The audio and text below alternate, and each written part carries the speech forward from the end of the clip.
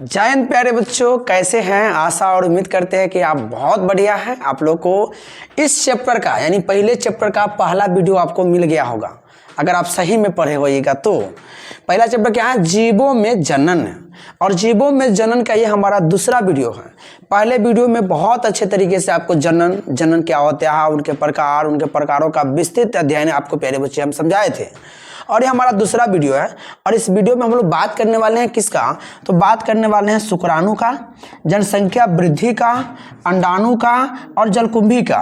मुख्य रूप से इस चारों चैप्टर यानी चैप्टर का जो चारों पॉइंट है, इस चारों पॉइंट का बात हम लोग आज के इस वीडियो में करने वाले हैं, जो कि बहुत आसान तरीका में आपको हम समझाने का प्रयास करेंगे। पहले बच्चे चलते हैं तो सबसे पहला हमारा क्वेश्चन यही आता है, नर युग्मक शुक्राणु। पहले बच्चे आपके एग्जाम में शुक्राणु और अंडाणु में अंतर कितनी बार पूछा गया है? और ऑब्जेक्टिव तो फिक्स है, आपको यहाँ से एक ऑब्जेक्टिव पूछेगा। तो हमारा जो आज का भी जो पॉइंट है वो पॉइंट हमारा नर युग्मक है और इसी का दूसरा नाम है शुक्राणु। और पहले बाबू इसी को अंग्रेजी में कहते हैं स्पर्म। क्या है?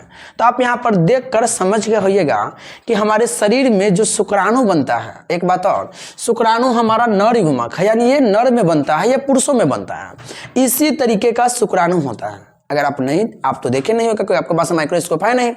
पहले बच्चे बरसात के समय में क्या होता है ना, आप एक बेंग मछली देखते होइएगा। बेंग मछली देखे ना, जो बहुत सारा समूह होता है बच्चे का, एकदम बेंग मछली की तरह हमारा शुक्राणु होता है। और यही देखिए हमारा शुक्राणु है। स्पेशली आपको जब 3 नंबर चैप्टर में चलेंगे तो इसके बारे में आपको बढ़िया से पढ़ाएंगे, लेकिन अभी भी इसके बारे में जो बेसिक है हम लोग यहाँ पे देखेंगे कि जो हमारा ये शुक्राणु है ना, इसके मुख्य रूप से 4 भाग होते हैं। कितने भाग होते हैं? 4 भाग होते हैं। ध्यान से देखना। पहला भाग हमारा बबुआ शीर्ष होता है। पहला भाग क्या होता है? शीर्ष होता है। दूसरा भाग हमारा ग्रीवा होता है। तीसरा भाग हमारा माइटोकॉन्ड्रिया होता है और चौथा भाग हमारा पूंछ होता है, जो आप नीचे देख रहे हैं। शीर्ष में हमारा एक्रोसोम पाया जाता है, जो सबसे ऊपर होता है और यही जो है मादा की योनि में प्रवेश करता है। ठीक है ना? यही एक्रोसोम क्या करता है? अंडाणु को विच्छेदित करता है, यही एक्रोसोम।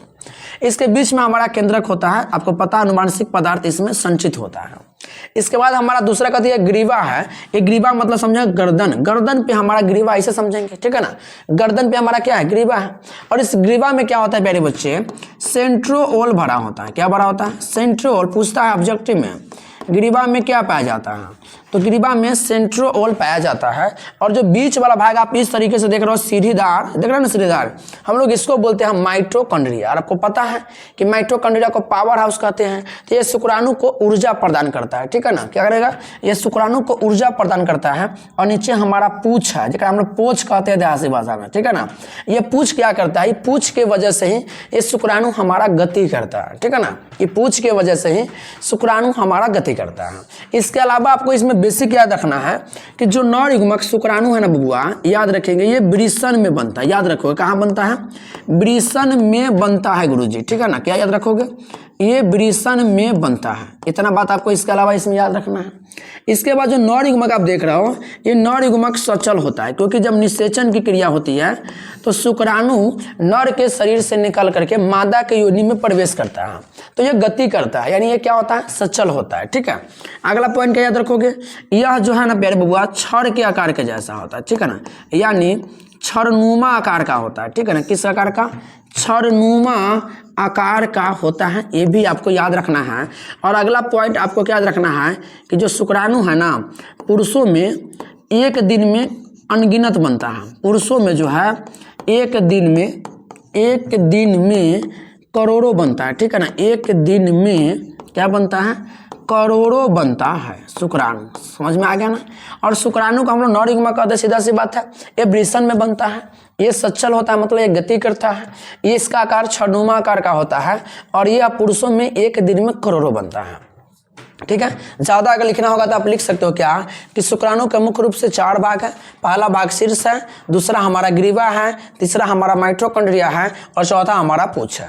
आप शीर्ष में सिर्फ इतना ही लिखना कि शीर्ष में एक्रोसोम पाया जाता है, जो अंडाणु को विच्छेदित करता है। ग्रीवा में सेंट्रोल पाया जाता है। माइटोकॉन्ड्रिया शुक्राणु को ऊर्जा प्रदान करता है और पूंछ की सहायता से शुक्राणु क्या करता है? गति करता है। तो इतना चीज आपको ध्यान रखना है। शुक्राणु में आप इतना ध्यान रखेंगे। अब हम लोग चलते हैं अंडाणु में। तो अंडाणु जो बच्चा भी देख रहे हो अंडाणु जो है ये मादा युग्मक है। कौन युग्मक है? ये अंडाणु जो आप देख रहे हो ये अंडाणु हमारा मादा युग्मक है। और ये देखो आपके सामने अंडाणु, यानी बिल्कुल अंडा के जैसा, ये अंडा के जैसा ही होता है। आप इसके जो बीच में देख रहे हो ये तरल पदार्थ, ये तरल पदार्थ हमारा क्या है? साइटोप्लाज्मा यानी जीव द्रव्य हमारा है। और देखो ये बीच में हमारा केंद्रक है, और इस केंद्रक में क्या होगा? माँ के आनुवांशिक गुण यानी माँ के पूर्वजों का आनुवांशिक गुण इसमें क्या होगा? निहित होगा। सीधा सी बात है, ठीक है ना। आपको ज़्यादा इसमें दिमाग नहीं लगाना है। तो जो अंडाणु हमारा ये मादा युग्मक है, और ये बनता कहाँ है बबुआ? अंडाणु जो है अंडाशय में बनता है, ठीक है ना। कहाँ बनेगा? अंडाशय में बनता है, याद रहेगा, अंडाशय में बनता है। इसके अलावा याद रखें क्या? ये अचल होता है, यानी हम क्या देखे हैं कि शुक्राणु सचल है, लेकिन ये क्या है? अचल है, ये गति नहीं करता है। ये फैलोपियन ट्यूब में जाने के बाद वहाँ पे आराम से हमारे शुक्राणु बउआ का इंतजार करते हैं, ठीक है। इसके बाद जो इसका आकार होता है ना, गोलाकार होता है, ठीक है ना। इसका आकार कैसा होता है? इसका आकार गोलाकार होता है। आप देखकर ही समझ गइएगा, एकदम अंडा का जैसा होता है, लेकिन शुक्राणु का आकार छन्नुमा आकार का होता है। और जो अंडाणु आप देख रहे हो प्यारे बच्चे, 28 दिनों में एगो परिपक्व होता है। 28 दिनों में एक 28 दिनों में एक अंडाणु परिपक्व होता है। आपको इतना याद रखना है, ठीक है। 28 दिनों में एक अंडाणु परिपक्व होता है। क्लियर? इतना बात आपको समझ में आ गया? प्यारे बबुआ, अगर अंडाणु के बारे में अगर आपसे पूछता है तो अंडाणु के बारे में आप लोग क्या जवाब दोगे? अंडाणु के बारे में आपको इतना ही बोलना है कि अंडाणु जो है मादा युग्मक है, ये अंडाशय में बनता है, ये अचल होता है, इसका आकार गोलाकार होता है, और ये 28 दिनों में एक अंडाणु परिपक्व होता है। इतना बात आपको याद रखना है, ठीक है। और शुक्राणु में पूछेगा तो आपको बोलना क्या है कि शुक्राणु को नर युग्मक कहते हैं, ये वृषण में बनता है, ये सचल होता है, ये छद्मा आकार का होता है, और पुरुषों में एक दिन में एक करोड़ों बनता है, ठीक है ना। अब फिर वो जब आपको हम इतना पढ़ा दिए तो इतना तो आपको हम पढ़ा ही सकते हैं क्या कि शुक्राणु और अंडाणु में अंतर, क्योंकि आपके एग्जाम में शुक्राणु और अंडाणु में अंतर बहुत बार पूछा गया है, ठीक है ना। ये हमारा शुक्राणु है और ये हमारा क्या है? अंडाणु है। क्लियर हो गया? ये हमारा शुक्राणु है और ये हमारा क्या है? अंडाणु है। अगर तुम्हारे एग्जाम में शुक्राणु और अंडाणु में अंतर पूछता है तो आप पहला अंतर में क्या बना देना कि शुक्राणु नर युग्मक है। क्या बना देना? शुक्राणु नर युग्मक है। इतना याद रखोगे। शुक्राणु कौन युग्मक है? नर युग्मक है। और इसमें पहला क्या याद रखोगे? अंडाणु मादा युग्मक है। अंडाणु मादा युग्मक है। क्लियर हो गया? अंडाणु मादा युग्मक है, पहला अंतर हो गया। अंतर भी आपको हम बना के दे दे रहे हैं, ठीक है ना। दूसरा क्या लिखोगे? यह माने शुक्राणु वृषण में बनता है। याद रखोगे, यह वृषण में बनता है। और ये क्या रखोगे? यह अंडाशय में बनता है। क्लियर हो गया? यह अंडाशय में बनता है। क्लियर हो गया? यह अंडाशय में बनता है। तीसरा बात याद रखोगे क्या? यह सचल होता है।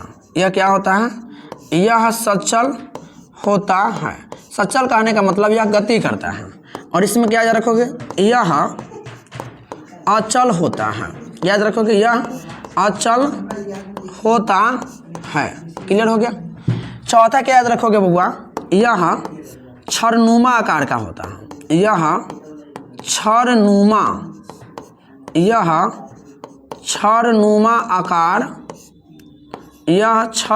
आकार का होता है। और इसमें क्या याद रखोगे? यह अंडाकार, या आप ये बोल सकते हो गोलाकार आकार के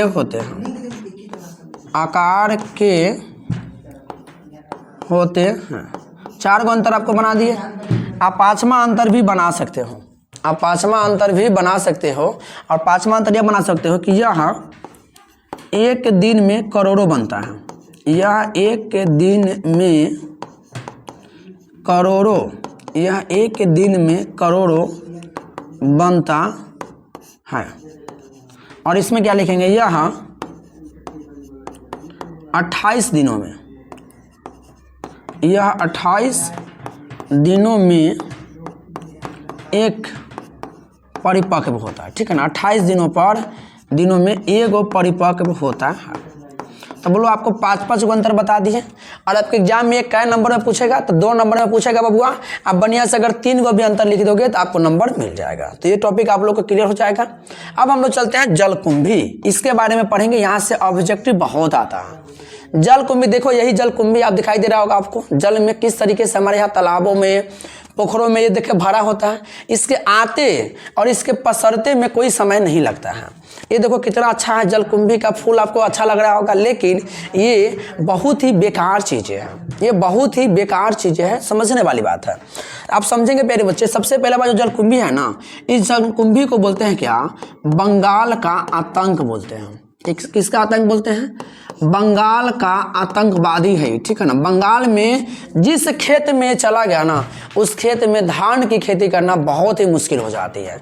इसके अलावा इसको और बोलते हैं बंगाल का महाविपत्ति कहते हैं। बंगाल का महाविपत्ति भी इसको कहते हैं। अब वह सीधा सी बात है, अगर ये बंगाल के हैं तो अपने यहाँ कैसे आया? आ गया ना सवाल। तो जलकुंभी में क्या बोलोगे कि जलकुंभी एक जो है जलीय और विदेशी पौधा है। याद रखोगे, जलकुंभी एक जलीय, जल में रहता है, और ये विदेशी पौधा यानी विदेश से हमारे यहाँ आया है। यह जलीय और कौन पौधा है? विदेशी पौधा है। इतना बात इसमें आपको क्लियर हो गया कि जलकुंभी जो है एक जलीय और क्या है? विदेशी पौधा है। और जलकुंभी क्या करता है बबुआ? यह जल में घुलित ऑक्सीजन को ग्रहण करता है, ठीक है ना।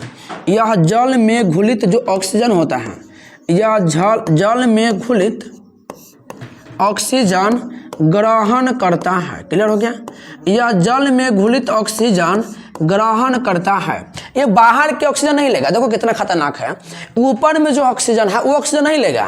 ये जल में ऑक्सीजन जो घुलल होगा ना, उसे ग्रहण करेगा। अब प्यारे बबुआ आप एक दिमाग लगाओ कि अगर ये जल में के ऑक्सीजन को ग्रहण करेगा, तो जो जल में हमारा जलीय जीव, मछली और भी जीव है, उनको तो भाई ऑक्सीजन का दिक्कत हो जाएगा। दिक्कत होगा कि नहीं होगा? तो जो जलीय जीव होते हैं ना, उस पर इसका विपरीत असर पड़ता है और जलीय जीव क्या होने लगते हैं? नष्ट होने लगते हैं। इसीलिए इसे बंगाल का आतंक कहा गया है। आपको समझ में आ गया ना कि जलकुंभी को बंगाल का आतंक कहते। बहुत बार ऑब्जेक्टिव में आया है। बंगाल का महाविपत्ति कहते। यह एक जलीय और विदेशी पौधा है। यह जल में घुलित ऑक्सीजन को ग्रहण करता है, जिससे जलीय जीव को ऑक्सीजन नहीं मिल पाता है और उसका विनाश होने लगता है, वो मरने लगता है। समझ में आया? इतना बात आपको जलकुंभी के बारे में समझ में आ गया। तो आगे चलते हैं बबुआ, और अगला क्वेश्चन हमारा बहुत अच्छा क्वेश्चन है कि जनसंख्या वृद्धि क्या है, इसके कौन कौन कारण है। तो जनसंख्या वृद्धि का मतलब क्या होता है कि किसी एक निश्चित क्षेत्र में और एक निश्चित समय में, यानी एक निश्चित क्षेत्र होगा और एक निश्चित समय होगा, उस समय में अचानक से जनसंख्या में वृद्धि होना। जैसे अपने यहाँ क्या हुआ था कि हमारा आबादी आराम आराम से बढ़ रहा था, लेकिन हुआ क्या कि जब लॉकडाउन आया तो लॉकडाउन का समय हमारा आबादी इतना स्पीड में बढ़ा ना कि चाइना को हम लोग पीछे करके आगे निकल गए। मतलब उस समय क्या हुआ? अचानक से हमारे यहाँ जनसंख्या वृद्धि हुआ। अब प्यारे बच्चे, किसी भी देश का जनसंख्या वृद्धि अचानक से होना ना, उस देश के लिए बहुत बड़ी खतरा हो सकती है, क्योंकि संसाधन की कमी होने लगेगा, आदमी का आमदनी कम होने लगेगा, बहुत तरह का परेशानी होने लगेगा, विभिन्न सारी स्वास्थ्य संबंधी बीमारियां उत्पन्न होने लगेगा। तो किसी देश में आबादी का बहुत ज़्यादा बढ़ना भी क्या है? सेहतमंद नहीं है, उस देश के लिए खतरा है। तो यहाँ पे क्या है प्यारे बच्चे? जनसंख्या वृद्धि क्या है? और एक क्वेश्चन जब भी आएगा, जब भी आया है, तो आपके एग्जाम में 5 नंबर में ही ये सवाल बना है। क्या नंबर में बना है? 5 नंबर में भी ये सवाल बना है। तो क्या बोलेंगे? जनसंख्या वृद्धि से तात्पर्य है, यानी जनसंख्या वृद्धि से अर्थ है किसी निश्चित समय अवधि में किसी क्षेत्र या देश में रहने वाले लोगों की संख्या में होने वाली बढ़ोतरी। वही तो बताया कि किसी निश्चित क्षेत्र में और किसी निश्चित समय में अचानक से जनसंख्या में वृद्धि, यानी जनसंख्या का बढ़ना ही जनसंख्या वृद्धि कहलाता है। जब जन्म दर मृत्यु दर से अधिक हो जाती है, सीधा सी बात है, यानी आदमी का जन्म ज़्यादा होगा और मृत्यु कम होगा तो जनसंख्या वृद्धि होगा, ठीक है ना। तो जनसंख्या में वृद्धि होती है। जनसंख्या वृद्धि के प्रमुख कारण है, अगर आप ये लिख दोगे, उसका एक्सप्लेन कर दोगे, तो आपको 5 नंबर मिलना तय है। एक बात और बताते हैं, अगर ये क्वेश्चन बायोलॉजी में नहीं बना तो आर्ट्स का जो ज्योग्राफी वाले बच्चे होते हैं ना, ज्योग्राफी में ये सवाल जरूर बनता है। दोनों में ना, दोनों में ये सवाल जरूर आता है। ठीक है। अब जनसंख्या वृद्धि के कारण क्या है, तो क्वेश्चन क्या है, मृत्यु दर में गिरावट। सीधा सी बात है भाई, जब मृत्यु दर हमारा कम रहेगा और जन्म दर ज़्यादा रहेगा, जनसंख्या वृद्धि होगा। उसी को एक्सप्लेन किया हुआ है। चिकित्सा विज्ञान में प्रगति और बेहतर स्वास्थ्य सुविधाओं के कारण शिशु मृत्यु दर और औसत मृत्यु दर में भारी कमी आ गई है। कहने का मतलब है कि जब शिशु के जन्म दर में वृद्धि और मृत्यु दर में कमी आती है तो जनसंख्या वृद्धि होता है। दूसरा क्या कारण है, उच्च जन्म दर। क्या है, उच्च जन्म दर, तो क्या बोलेंगे, शिक्षा और जागरूकता की कमी के कारण कई क्षेत्रों में जन्म दर अभी भी ऊंची बनी हुई है। कहने का मतलब क्या है, ऊंची कहने का मतलब क्या है ना, कि किसी दंपति मतलब पति पत्नी के 4 गो बेटे हो गए, 5 गो संतान हो गए, 6 गो संतान हो गए, 7 गो संतान हो गए, तो जब संतानें बढ़ेगी तो जनसंख्या वृद्धि अचानक बढ़ेगी। तो वही क्या बोला है कि उच्च जन्म दर। कहने का मतलब क्या है कि शिक्षा और जागरूकता की कमी है, लोग अभी भी एजुकेटेड नहीं है, जिसके कारण अभी भी अपने परिवार में लोगों को पुत्र के लिए या पुत्री के लिए क्या करते हैं, 5-5, 6-6 मतलब घर में लड़का या लड़की का जन्म हो जाता है, जिससे हमारा क्या होता है, जन्म दर बढ़ जाता है। अशिक्षा और अज्ञानता, ये भी एक कारण है कि लोग बहुत ऐसे हमारे ग्रामीण क्षेत्र हैं, बहुत ऐसे दुर्लभ क्षेत्र हैं जहाँ पे अभी भी शिक्षा की कमी है, लोगों में जागरूकता की कमी है, समझदारी की कमी है। तो वही बात है, परिवार नियोजन के साधनों के प्रति जागरूकता की कमी जनसंख्या बढ़ने का एक बहुत बड़ा सामाजिक कारण है। अगला है कम उम्र में विवाह। ये तो बहुत इंपॉर्टेंट है भाई। देखते हैं हमारे समाज में क्या होता है, बहुत कम उम्र में विवाह कर दिया जाता है। तो प्यारे बच्चे, जब अगर कम उम्र में विवाह हो जाएगा तो समय से पहले तो भी संतान आ जाएगी, और जब संतानें जन्म लेगी तो जनसंख्या क्या होगा, वृद्धि हो जाएगा। तो वहीं पे लिखा है जल्दी शादी होने से, क्या होने से, जल्दी शादी होने से संतानोत्पत्ति की अवधि बढ़ जाती है, जिससे बच्चों की संख्या अधिक होने की संभावना रहती है। इसके बाद क्या है, प्रवास। प्रवास मतलब समझते हैं, प्रवास मतलब क्या होता है, कमाने के लिए, क्या करने के लिए, कमाने के लिए किसी दूसरे जगह जाना। तो क्या बोला, एक स्थान से दूसरे स्थान पर लोगों का आकर बसना भी उस विशेष क्षेत्र की जनसंख्या को बढ़ा देता है। एकदम सही बात है। हमारे देखते हैं ना, कभी कभी लोग जब जाता है कमाने, तब बाल बच्चे को लेकर चलाता है कमाने। अब जब कमाने बाल बच्चे को लेकर चला गया, आज जहाँ पे गया वहाँ का तो जनसंख्या बढ़ जाएगा, सीधा सी बात है। अगला है गरीबी, बहुत इंपॉर्टेंट। गरीबी भी, कई गरीब परिवारों में बच्चों को अतिरिक्त हाथ या कमाई का जरिया माना जाता है, जिससे वे अधिक बच्चे पैदा करते हैं। यानी गरीब लोगों का सोच, हमें नहीं बोलते, लेकिन एक किताब हमारा कहता है कि बहुत सारे गरीब लोग ये सोचते हैं कि हमारे घर में जितनी औलादें होगी उतने कमाई के साधन बढ़ेंगे, हमारा आमदनी बढ़ेगा। तो ये भी जनसंख्या वृद्धि का एक कारण है। और अगला क्या है, धार्मिक और सामाजिक विश्वास। बहुत सा धर्म ऐसा है हमारे समाज में जो क्या करता है, ऑपरेशन नहीं करने दिया जाता है। बोलते हैं क्या कि ये प्रकृति की देन है, भगवानों के देन है, अल्लाहों के देन है, और वो संतान जन्म देते रहते हैं। तो ये भी गलत बात है। कुछ समुदायों में धार्मिक मान्यताओं या पुत्र प्राप्ति की इच्छा के कारण भी जनसंख्या में वृद्धि होती है। बात समझ में आ गया प्यारे बच्चे? प्यारे बच्चे, आज के वीडियो में हमने क्या बताया, जैसा कि आपको यहाँ पे बताए थे कि आपको हम क्या पढ़ाने वाले हैं, शुक्राणु हमने आपको बता दिया, अंडाणु कहा था हमने आपको अंडाणु पढ़ा दिया, जलकुंभी कहा था जलकुंभी भी पढ़ा दिया, और जनसंख्या वृद्धि भी आपको पढ़ा दिया। तो कुल मिला के आज का वीडियो हमारा खत्म होता है। अगर वीडियो आपको अच्छा लग रहा है तो चैनल को सब्सक्राइब कीजिएगा, वीडियो को लाइक कीजिएगा, और इसी तरह का वीडियो देखने के लिए हमारे साथ आप जरूर रहिए। फिर इसका बाकी जो इस चैप्टर का बच गया है उसको अगली वीडियो में आपको हम दे देंगे, और वीडियो को क्या करेंगे, माने इस चैप्टर को क्या करेंगे प्यारे बच्चे, हम लोग खत्म कर देंगे।